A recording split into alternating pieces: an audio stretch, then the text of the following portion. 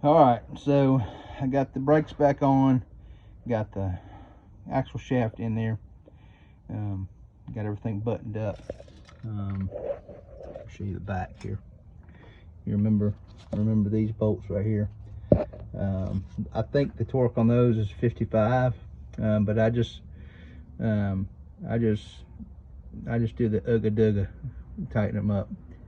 They don't have to be necessarily really tight, but they need to be tight enough to suck everything in. So I'm going to assume that you know how to put your brakes back together. If you're this deep in this project, I hope you can do your brakes. And now I've cleaned this rotor up as best I could.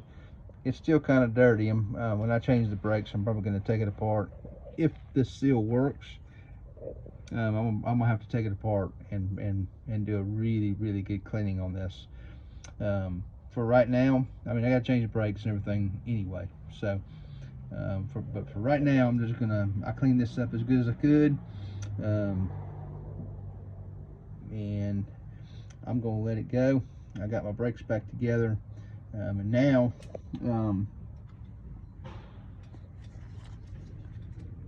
I've got this spacer I got to put on. So this is one side, and there is another side because there's two.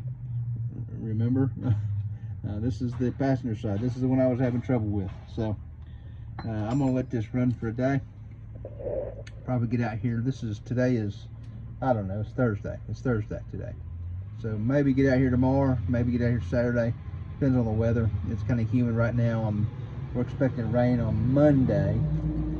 So I'm gonna try to get the other side done between now and Monday, probably Saturday. But so anyway, that's the done project. I just need to clean this up a little bit so I can put this spacer on. Guys, when you put your spacers on,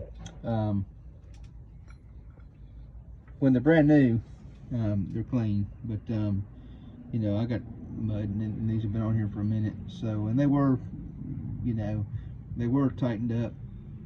So there's not much that can get in between them, but still, you know, make sure that you clean your stuff up. I like to spray a little brake cleaner on them. I don't have much left, but I like to spray a little brake cleaner on them and then just wipe them down. So I wipe them down and then put the spacer on. I wipe the spacer off real good.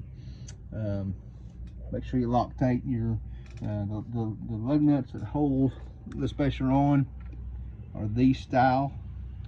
I wish I could get these style to actually hold my wheels on, but apparently that's a special order thing nowadays.